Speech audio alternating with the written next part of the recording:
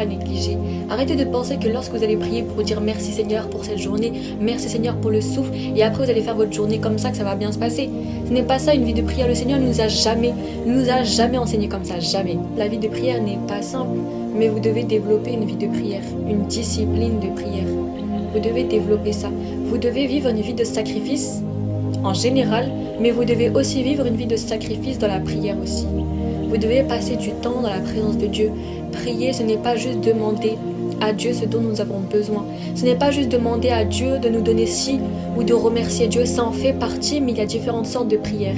Et il y a différentes sortes de manières de prier. Parce que la prière, ce n'est pas une prière simple que tu fais. Ce n'est pas une prière pour dire merci Seigneur pour la santé et tu vas retourner à tes occupations. Ce n'est pas ça la prière. C'est aussi une rencontre avec Dieu. Lorsque vous passez du temps dans la prière, c'est aussi un temps avec Dieu. La prière, ce n'est pas à négliger. La parole nous le dit que lorsque nous devons prier, nous devons entrer dans notre chambre, fermer la porte dans le lieu secret.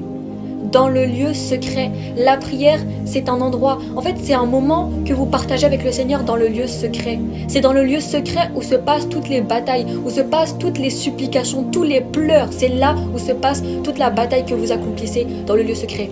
Mais dans le lieu secret aussi, vous rencontrez Dieu. Vous expérimentez un plus avec Dieu dans la prière.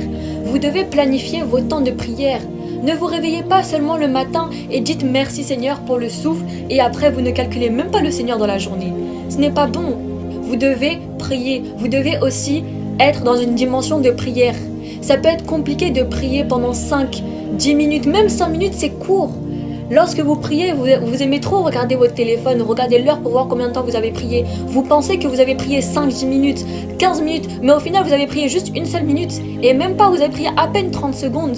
Vous avez juste remercié le Seigneur pour la journée, vous lui avez demandé de l'argent qui puisse vous bénir financièrement, mais ce n'est pas comme ça qu'il faut prier.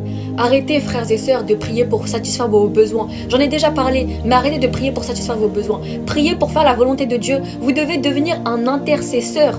Intercéder, c'est aussi prier pour le territoire, c'est aussi prier pour la France, c'est aussi prier pour que le Christ soit visible et règne dans le territoire. Intercéder aussi pour les frères et sœurs, intercéder pour les personnes afin qu'ils puissent connaître Christ comme vous l'avez connu. Ça devient la prière de l'intercession, être un intercesseur dans la prière. C'est important.